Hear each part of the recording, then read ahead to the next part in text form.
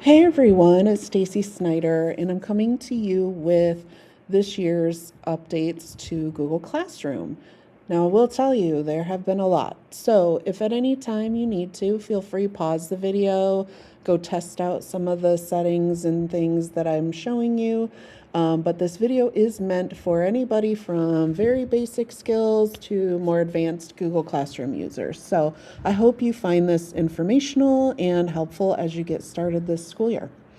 All right, so first up, you're going to notice the biggest change is when you go to your main classroom dashboard, it looks like this. And you might think, oh my God, where's all my classes? What's going on? If you scroll down, you're going to see all your classes, okay? So this has not changed, but the top portion has. And so I'll go through what's on here and I'll show you how you can kind of declutter this. We have recently due. So once we're into the school year, you're going to see work in progress here that pop up from the last 7 days that need some attention. So there will eventually be things there, but obviously for now there's not. So what I'm going to do is I'm going to click these two little triangle shapes, these little arrows, and I'm going to collapse that because I don't need to see that right now. Class Insights, this is also going to give you really great information on trends for your students' learning throughout the school year. Again, I don't have anything, so I'm going to minimize that as well. And you can see everything starting to move up. Okay, we're going to come back to this, but this is really, really great addition that they have. But this is Feature Spotlight. So these are things Google wants you to pay attention to and attempt to use in your classroom. For now, because I am not ready to do any of those things, again, I'm going to collapse that. So now you can see that my dashboard looks much more like it typically does.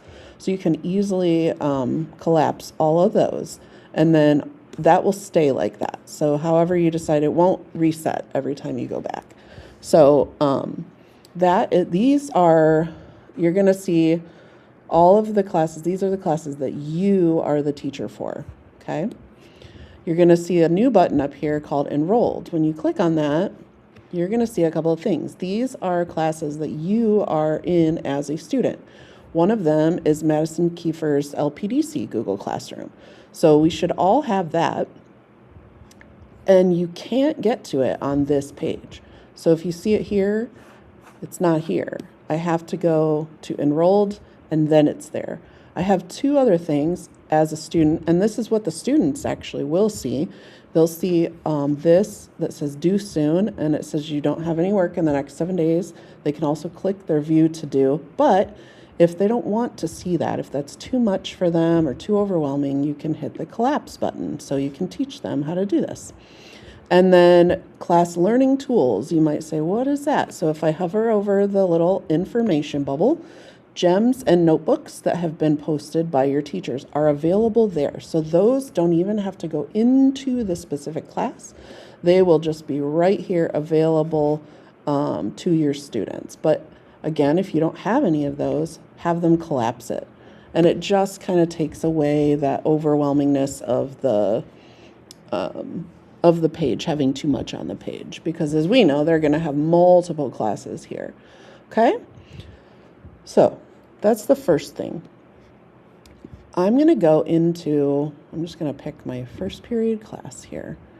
And I'm going to remind us of some things. It might have been a while since you have looked at Google Classroom, but when you first create a classroom, you're going to set it up, and I want you to make sure that once you set it up, click on this gear over here under your profile picture, and you're going to go through and pick out all of the things and make sure every setting is set up first.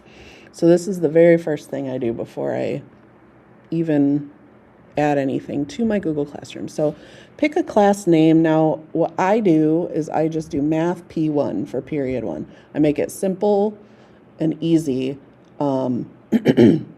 I don't anymore. I don't put like Mrs. Snyder's 6th grade, like I don't put a long name. It won't show very well for the students, so I make it real simple. Class description, you can add that if you want to. I don't find it's necessary. I do put what school year that will show on the little box. And also, if I archive my classes and I want to go back, then I will do that as well. Level, I just put what grade level, subject, and room number.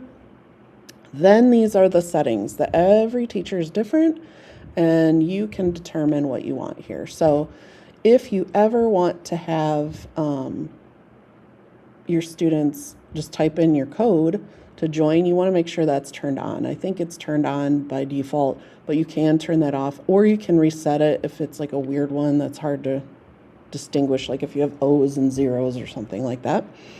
You can also email them an invite link. This shows the class code. You can display it larger. You can do it here and right in on your stream page. So if you click this, it'll show up large for your students, but if you click this, it's even bigger. So this is the option that I love to do if I'm having the student join by typing in my class code. Typically, I will actually just find their names and invite them. I'll show you that in a second. But yes, that's what that is. So next part is stream and classwork. So the stream, this is super important, okay? So on the stream, which is that first page, not the classwork page, but the page where all the updates happen, this is teacher preference. I almost always, at least at 6th grade level, say only teachers can post or comment. If you leave it that students can comment and post, you're going to get the silliness, at least at the younger grades. And I don't really want that cluttering up my Google Classroom. So if you're comfortable with it, you can certainly, I would like to do, students can only comment. That way they can respond and ask questions about assignments on there, and then other students can reply and such. So if you're able to do that, that's awesome. I would not say that students can post, because what that's going to do, it's going to post to your stream for every student in that class to see. And I just don't think that's a great idea. Classwork on the stream. So I always hide the notifications. I want that stream completely clear. I don't want to see every single post that I've made. It's like, I don't know how to explain it.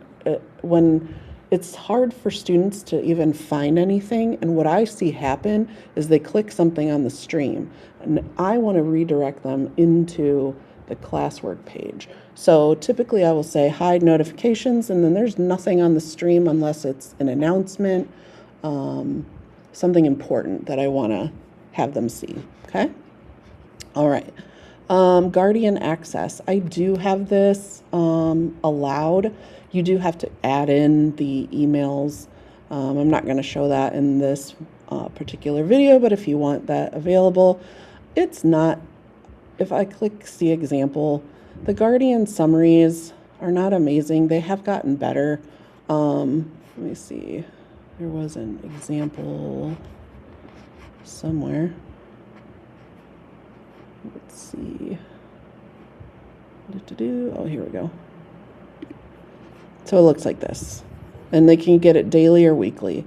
But, so it'll show them for all their classes, but all the teachers have to have that enabled. If they don't have it enabled, they won't see work from that class. So the parent might think they don't have any work from that class. So that's up to you and your team how you want to do that. But this is what it kind of looks like. It's gotten way better than it has in the past. All right, next up is Google Meet. If you ever want Google Meet available for your students, you can toggle this on or off at that time. Grading, I typically don't add grades in Google Classroom at this time. It's double work. I think it's coming at some time that it will sync with PowerSchool, but as of right now, to me it's double the work. So I don't add the grades in Google Classroom. I just do it in PowerSchool. This is really important too. So draft grade for missing assignments. If you want the default grade to be a 0 if it's missing, toggle this on. If you don't, then toggle it off. I typically will toggle that off.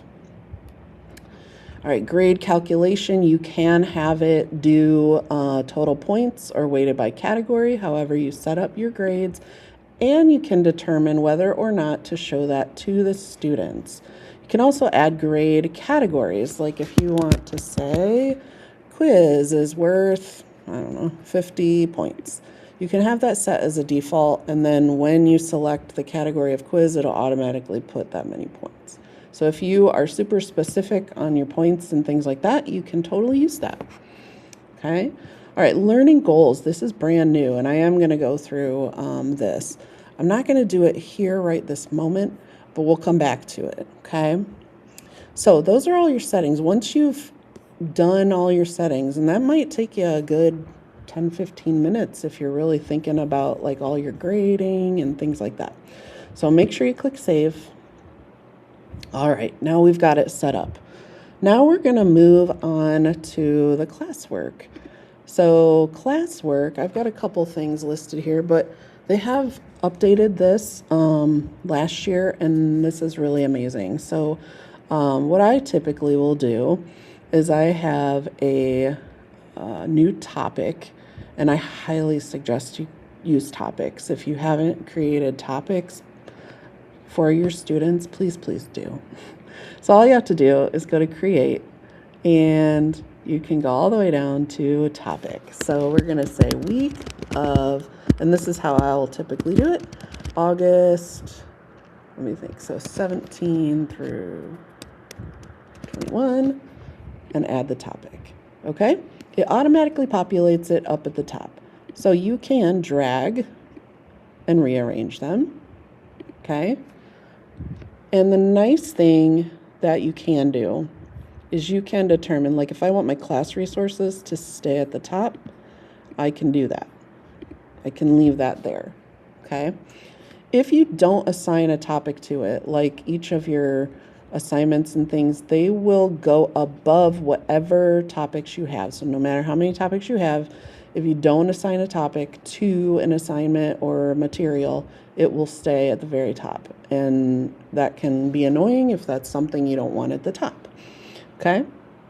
All right, so I am going to leave this in this order. Now, however, as I go through the year, I'm going to create a next topic, right? And I'm going to have week of August 24th, 28th, add the topic, okay? And so I'm constantly going to rearrange and organize. So I'm going to do, it's going to actually end up looking like this at some point, okay? So I want the most recent week at the top, and I want the oldest stuff at the bottom. And that's typically how I do, because I want the students to be able to go back to it, but I also don't want it cluttering up. So the cool part, now you can collapse all. So all you see is the topics. And so if you click on that topic, it'll open it up. Like if I click here, there it is. Okay, so you can expand all, you can collapse all. So I don't know, I would have to look at a student's account. I don't know, like if you collapse the topic, does that collapse it for all of them? I don't believe it does, but you can definitely show them how to collapse it so they're not overwhelmed with the number of things on their screen, okay? So for now, I'm going to delete this and this. Like I said, I don't want it too cluttered up with too many things right now. All right, you can also, if your students are like, I need to go back to a specific week, you can click this topic filter, and then they can find the week that you need, and then just click on it, okay?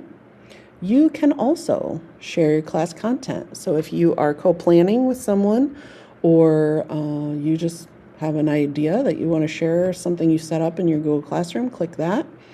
And then you can allow teachers to access your whole thing. Okay, they can preview and export your assigned items into their own class. So they won't see anything specific to your students, but it'll have that information. So if you want to allow teachers access, and then you can copy. And if you notice, it says share your classwork page. So let's see what that looks like. Okay.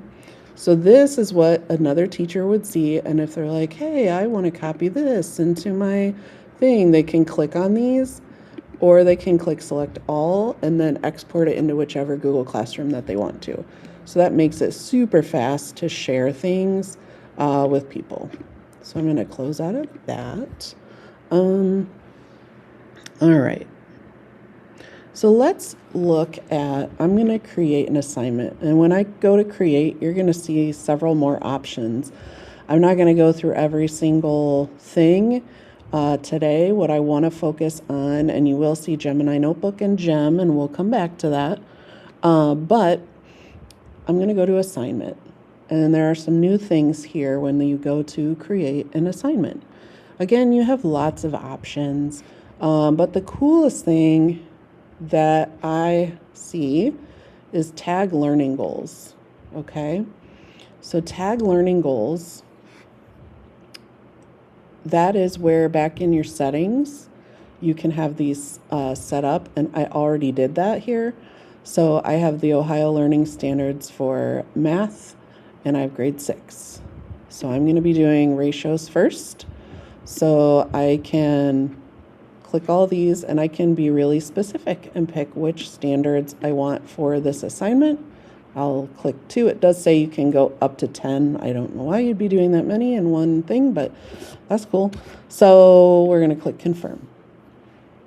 What it's going to do now, it's going to track those skills and how the students are doing, and then it's going to give you a report on your dashboard of like what their progress is, which is super amazing. Okay, so I'm going to leave that there, and I'm going to go down to, and you can create a rubric with a learning goal. If I click on this, we'll see what that does. That's a new button for me. You can also do it at the bottom right down here where it says add rubric. Oh, I see. It's creating a rubric for me. Awesome. So it's thinking, it's doing its little AI magic. But yes, over here on the bottom right, you can say add rubric, and then you can actually import any rubric that you have. I did hear on a podcast yesterday, you can even take a picture with your phone of a paper rubric that's old, and you can upload it into Google Classroom and it will work. So I haven't tried it yet, but this is still thinking. So let's look at another option down here. All right. We do have some add-ons, and you may or may not be familiar with any of these tools down here, but you can add on any of these things. There's a lot of options, okay? So what this is, these add-ons, you can share different activities, and what they do is they don't have to go to like a separate page. You have to, I'm not going to try it right now, I'm not connected to any of those, but like Edpuzzle, it would just open, like the students would click on it and it would open like right within your page there. So very cool if you use any of these things. So feel free to check those out. The couple of things I wanted to show you down here where it says attach is I want to show you, we can attach things from your Google Drive. You probably know that. From YouTube, you can create. So if I click create, oh, so many videos I want to create for you guys and show you, but we have docs, slides, sheets, drawings, forms, and now we have Google Vids. I'm not going to show you that in this, but I'll make a PD for that later in the school year because it's very cool. All right. Then we have practice sets, read along. I'm going to show that for the younger grade teachers. You can still upload, you can still add a link, but now, let me collapse that. You can add a Gemini notebook or a gem. Gemini notebook is what you may be familiar with as Notebook LM. They just changed the name. Then we have a gem and we have record. So I'm going to show you this record option because this is pretty cool. So now what I can do, I can record audio, I can record video, and I can record my screen right from within this assignment in Google Classroom. And when I do that, it's attaching itself to that assignment. So I could show the students how to do it, and I don't need anything else. I don't need a recording app. I don't need anything to do that. I just use it right here. So let me see if I can get this to work while I'm recording. All right, so I click record audio, and this little box pops up, and I'm gonna hit start recording, and it's gonna give me a little signal, and now you can see my voice in there. You can hear me talking, and I'm gonna click stop. And so you can listen to it. Nothing will post until you approve it, okay?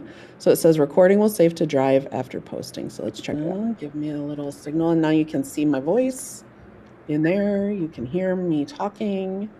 Give me a little signal, and I'm gonna click post. And so this is what happens. It says untitled audio recording, and they can view that file, okay?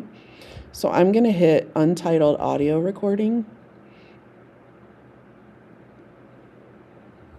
And you can actually give me a little signal, and now you can actually go to file and details, and you should be able, maybe not there. Nope, it's not gonna let me. You can go into your drive, like you can find that and rename it. I wish it let me do it right here, but it's not. So, all right. And you can see this is still working over here, okay? So it's giving me some suggested things here that go with it. Not really sure what it's doing, but we'll give that some time. I can also record video. So, hi. I can record myself, and the cool part is students can use all of these things too. So they can record their voice, they can record themselves, just like you see me here. I'll say allow, and then I could record a quick little video. Hey everybody, good morning. I could leave a quick video explaining what their work is for the day, and hit stop, and then I could play it. Hey everybody, good morning. I could leave a quick video explaining. Okay, if I like it, I can hit post. If I don't, I can do a new recording. So let's just hit post. Again, it'll say untitled video recording. Again, I wish that it let me rename it there, but not quite yet. We're not quite there. I will say, if you go to your drive quickly after you do it and go to recent, it's right at the top. And so you can rename it. So if I rename, let's see, directions number 1 or something, I'm just showing you. And then I go back, you're now going to see, I'll refresh, it is a draft. So I'm going to click on that draft and edit the assignment. You're going to notice directions number 1, it updated the title of that. And I know that seems like a lot of work, but until they allow us to edit that directly in Google Classroom, that's what we've got. So for the video, you can see like a little preview of what it looks like, okay? And finally, record, you can also record your screen. So you can record yourself like I am doing now, showing something on the screen, okay? I'm just gonna delete those off, and then let me think if there's anything. Oh yes, the read along. So for the elementary teachers, if you click read along, this is really cool, and they've made several updates to this, okay? So I will say there's not a ton of pre-made stuff, but as you can see at the top, it says write with AI. So the source is read along. You can also make your own content. So you can write your own book. This is so cool with AI. Again, this could be a whole nother video, but I'm just gonna go to the ones that are in read along. You can do leveled reads or decodables. And notice the publisher is Haggerty, which all of you are very familiar with. These are by grade level. So here's the Haggerty library. There are 93 decodables available in here.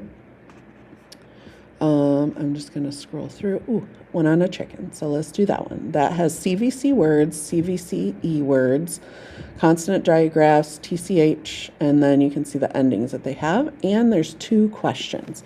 You can also choose by phonics group, category.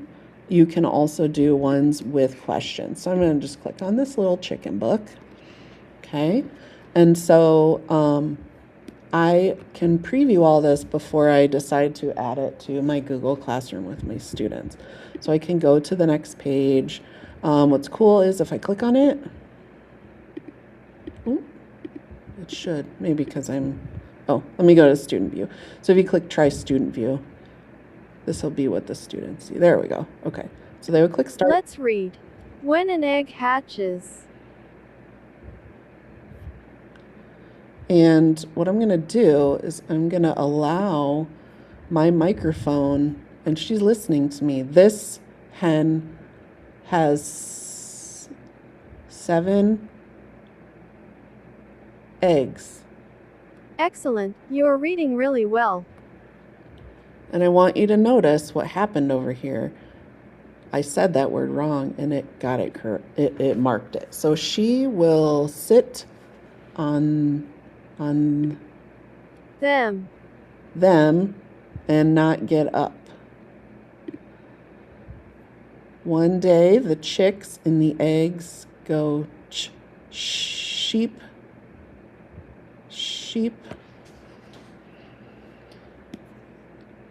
Mic turned off.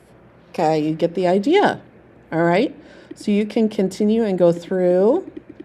I'm going to fast forward here. And then the students will actually see, you'll get a report as the teacher on how they did. And you can do a couple things. You can do listening. They can listen to the book, but you won't get any reading data. Okay, they can silent read it. You won't get any reading data.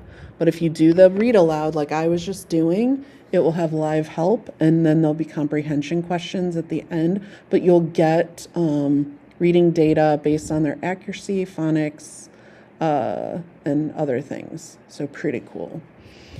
Okay, and so let's say I do like this book. I'm going to attach it. And you can see right here, they don't have to go find it. It is right there in that Google Classroom assignment. They click on it, and it is right here ready to go. Okay? So very cool for the younger grade teachers and students. All right, that is all I wanted to show you on that. I'm going to delete my draft, so if you ever create a draft, you can always delete it or go back to it later. All right, let's see, next up, let's go over to the grades tab. And my goal for you is for this video to be less than an hour, because yes, there is a lot, but I want to make sure you know all these things before the school year starts. So we have Gradebook, like we've always had, and if you don't put any grades in, like I don't in here, you won't really see much in here anyway, and that's fine. But learning goals, you might, even if you don't put the grades in, you still might want to see information. So if you look over here, it's going to give you colors. So according to how they are doing on those specific skills, and it'll have those standards, and it'll look like I already have those here, but it'll be according to standards. So if I wanted to add something, I could say add standard sets. You just go and you go the drop downs, you can do state standards, Ohio, and then go to the one that you specifically want, okay? And then you just save, and that's it. So then the way to get the data is you have to tag the learning goals on the classwork and then grade the students' work. And then you're gonna see the progress on this sheet. So very, very cool, okay? All right, next up is the analytics tab. This is really cool. This is new. I honestly hadn't, I think they added this at the end of last year, but yeah, I haven't used this at all. So this will show you the rate of assignment completion, average grade, how many active students there are, and you can set this 7 days, the whole school year, whatever you want. You can do ones that only have submissions or all assignments, whatever you want to do here. So feel free to play with that. All right, next up, I'm going to show you on the Create. Okay. So, where it says, let me go back to Classwork, Create, we've got new options. So I showed you the record options, okay? But now we've got Gemini Notebook and we've got Gem. So if you're not familiar with Gemini, I really have been talking about it a lot, and I am trying to share this information with as many people. It's very helpful for a lot of different things. So I'm going to show you in here, I'll show you real quick these two options. So if you've ever used any AI tool like ChatGPT or Gemini, you're going to notice that you set up a prompt, right? And then you have a conversation with it. And a gem basically is a custom version of a conversation, but you save it so that you don't have to prompt it again every single time. So I like using those, and I will do a session on that and show you how to set that up. But right now, we're not going to go into that. Gemini Notebook, let me click on that. When you click that, you're going to get this. So you can either create a new notebook from here, or you can select one that you've already created. And if you have no idea what a notebook is, let me see examples. Let's see what they show here. So a notebook looks like similar to these. Okay, I'm going to zoom in. So it's like a closed AI environment, whereas it doesn't go out to the web. It only uses what you upload to it. So you set up the whole information bank. Okay, so all your sources are here.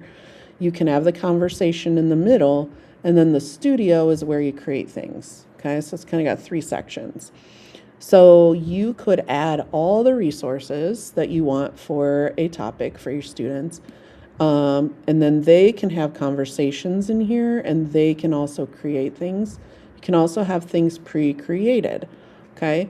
But now you can also do all of this right within Google Classroom.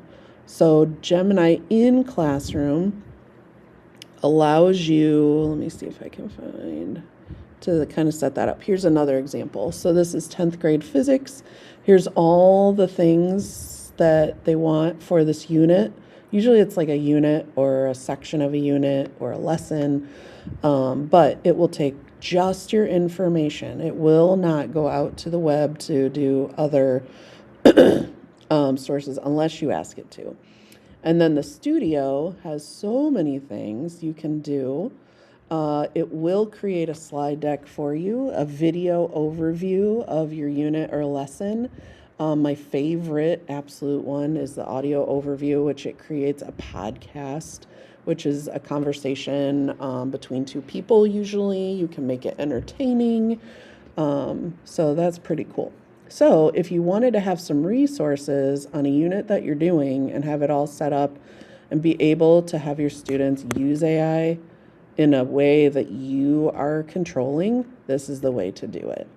Okay, so I'm just going to go to Create New, and I'm going to say to put it on the class resources. So let's create a notebook.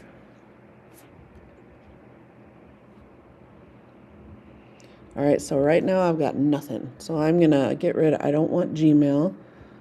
So I'm going to remove that source. All right, I am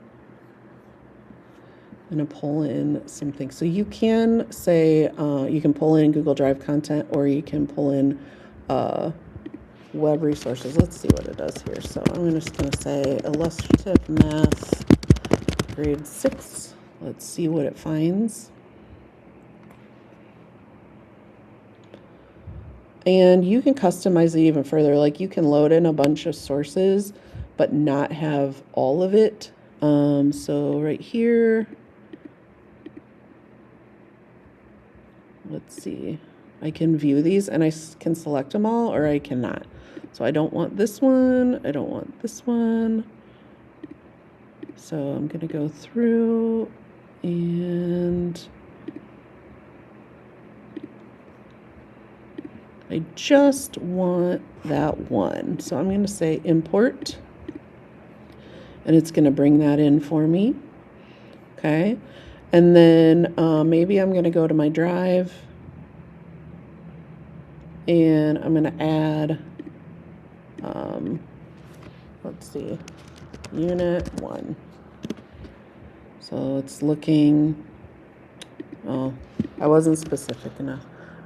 Area and, or surface area. Let's do that.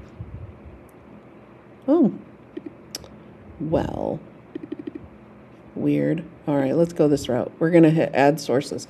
So here I can go, I've never used that other option, so we'll just go here. So let's just say we're going to go with,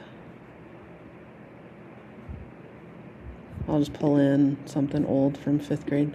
So I'm going to put in, I know that doesn't match, but let's get rid of that. All right, so here is a slideshow from when we, in 5th grade for ELA, we read the book Esperanza Rising. So we can find resources on that. Okay, and now, let's see if I can. I'm going to set this as Esperanza Rising Resources. Okay.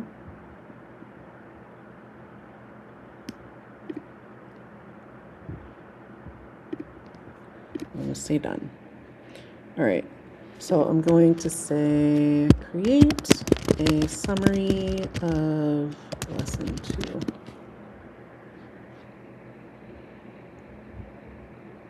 So it's working on that, just based on my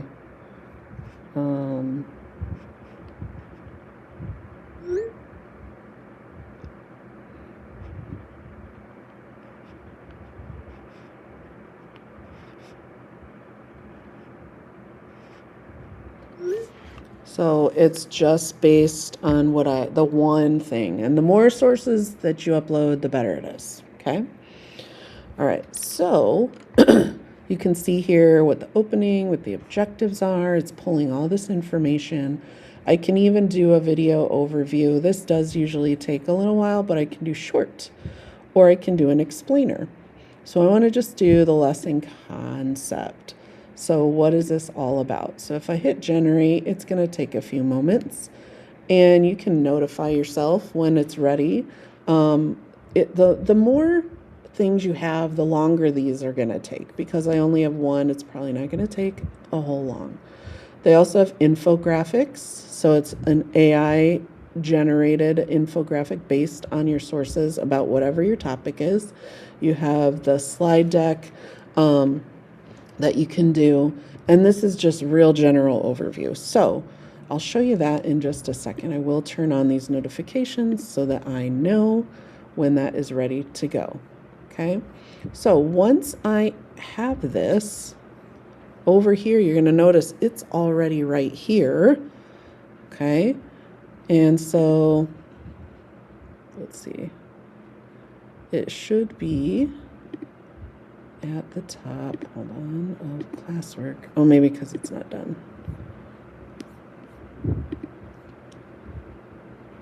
Class resources.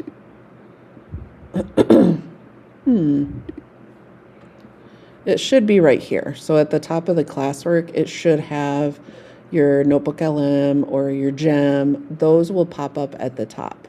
So, and they'll stay there. They'll be like stuck at the top of the student's Classwork page.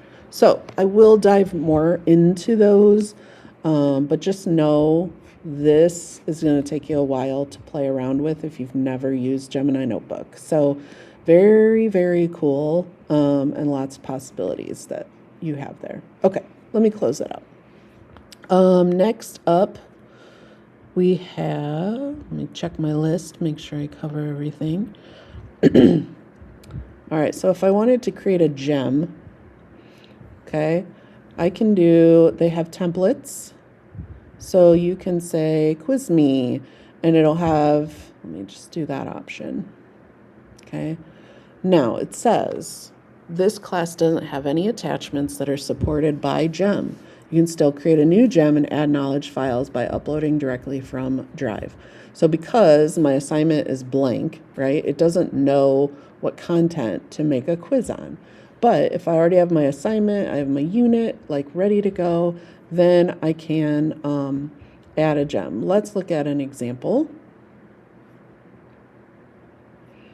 Okay, so a gem is right here. So you're going to think of what is the role? What do you want that? Let's see here.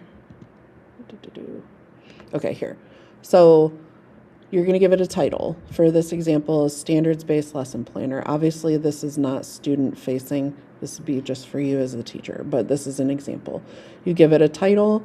You tell it what instructions you want. What do you want it to do?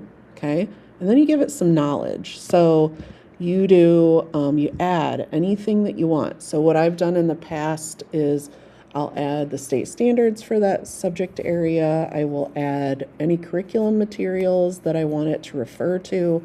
I'll add website links that I also want it to use. I'll add things maybe from my Google Drive that I want it to use, but you can see right here, add files for your gem to reference, and then it will do that. Here's another example, instructional material translator. And so you set this up once and then it's saved there. So what you could do, let's see if we have a student one. Okay, right here, chemistry tutor. So this is a student use case. So you're my chemistry tutor, help me understand key topics from class by breaking them down to simple explanations with examples. Then give me 3 to 5 open-ended practice questions or whatever you want it to do. Keep it friendly and easy to follow, okay? So files that you might want for this is your vocabulary list or a study guide or a review packet or instructions, notes from class, previous quiz or test, your syllabus, all those kinds of things. And then it will take all those bits and pieces and save that for the student to use at any time. Again, it's going to pop up. Let me close this. It's going to pop up here and stay up here. So if this is your chemistry class and you just have a thing called chemistry tutor up at the top, you can use it whenever you want to. And so it's going to help out your students, and it'll allow them to use AI in a, like I said, a more controlled way where you are setting up the task. Okay? All right. So last thing I wanted to show you is over here on the left, we have resources. And what this is going to be, you have practice sets and video activities, which if you're not familiar with those, I'm going to show you, I'm not going to show you the practice set today, but I'm going to show you the video activity real quick. Is you can click on that. A lot of people use Edpuzzle or some other way to provide videos with questions for your students. This is a super easy way to do this. So you can put these right into Google Classroom. So if I, let's see, intro to ratios, I can just search. And then like this is a video that I know that I have used. So if I like this video, here's the amazing thing. I click on the video. It has 3 suggested questions as well. So using AI, it already has suggestions for what questions to ask the students to keep them engaged during the video. So I'm going to hit add questions. And then it already put the questions in there for me. Now I can click on it. It's suggesting it. I'm going to double check and make sure the answer options are correct. I could shuffle the order if I want to. I can go to the next question. Again, make sure the answer is correct. Shuffle the order if I want to. Okay. Check the last question. Whatever I want to do. Okay. If I like all of those, cool. If I want to add any additional ones, like you can watch the video and then like, let's say I want a question here. I just hit add and then I can do multiple choice, checkboxes, or open-ended. So I can do a multiple choice. I just type the question, I type the answers, and I select which one is correct. That's it. Okay, so, and if I decide I don't want it, I hit the trash can. So then I am all ready to go. I'm gonna hit done. So now there it is. So in order to use it, I'm gonna go into my class, create assignment, and I'm gonna hit YouTube, and I've already created it, so I don't have to search it again. It's under my video activities, and I just click the one I want. It's already set up, so I hit attach. I already reviewed it, and so it attaches right there. Okay, so when the students click on it, this is all that pops up on their screen. They can make it once they click. Welcome to Math with Mr. J. They can click here and make it full screen. It'll come back down when it hits that question. Okay, so when they get to question 1, it'll show them the answer. If they hit submit, they'll say try another answer if it's incorrect. Oh, try another answer. Okay, and if they can keep trying until they get it correct.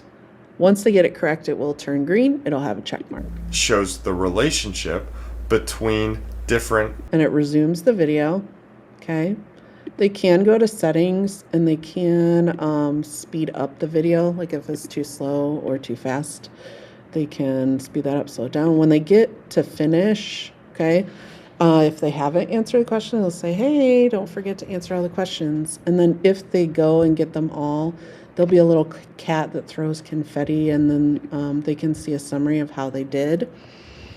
And so you can see right here, they can click return to the skipped questions, and then they can answer those and go through. So then, as the teacher, you actually will then see the report of how they did on that. And honestly, with these, since they are allowed to just answer again and again, I tell my student, you should have 100% on that. I don't grade these typically. I grade for completion. And so I tell them I'm looking for green check marks across the board that you answered all the questions. So that's how to do that. So I'm going to remove that and close that up and delete my draft. Okay. And then if I go over here, down below resources, I have Gemini, and this is the last little thing that I'm going to talk about today. So Gemini already has, and I have not played with this, so I am as new to it as you are. So we have Explore AI tools for educators. All this is right built into Google Classroom. So you can see the different things that they already have ready to go. Okay. So let's see if I wanted to create an audio lesson. Target grade 6 introduction to ratios. Let's see, generate learning standard or objectives. Yep. Great. Cool. Oh, okay. So I can choose the avatars that I want to talk. Ooh, cool. Welcome. I'm here to guide you through the material and highlight the key takeaways. Welcome. I'm here to guide you through the... Okay, and then the student, you can... That sounds interesting. I'm ready to dive in. That sounds interesting. I'm ready to dive in. You can choose whatever you want. And then generate audio lesson. And so that is very cool, actually. You can actually add resources to make it more specific. This is pretty cool. So they're having a conversation here, and then you'll be able to listen to it. But right now they're having a back and forth little conversation. Kind of looks like texting. To me, it's a little text heavy, right? So I'm going to leave that going, but then you can export to Drive or export to Slides. Very cool. Okay. I'm going to go back over to Gemini. Let's open a new tab so that can continue working in the background. And Gemini, I can do all these different things, but I can also start with a prompt in Gemini for education. So they're giving me some prompts. And then even below that, here's more AI tools. I can create images. If you haven't done that, that's super amazing. So yeah, let's try to create an image. This is using, again, Google Gemini, but it's using image creation down here. I can say create an avatar, cartoon avatar with an anime look that shows students how 3 ways to properly write a ratio. All right, let's see what it comes up with. No idea. So it's designing the avatar. And when you design the image, it does take a minute, but you can also then change it. Like if you don't like something in it. Okay, so we've got this little anime character, how to write a ratio, 3 ways, the colon method, the to method, the fraction method. So those look all correct to me. So that's great. I could add then, take out the background on the sides and make it more simple looking and less cluttered. Okay, and it will adjust that image.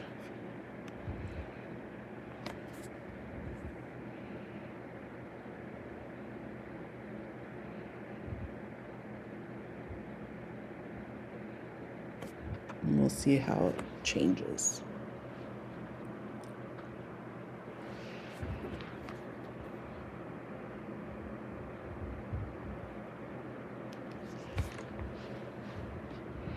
All right, cool. So it took out, to me, this was distracting with the stuff on the sides. It just took that out and made the background plain, which I love. So you could add this. You can share it in Drive. You can copy the image. You can download it.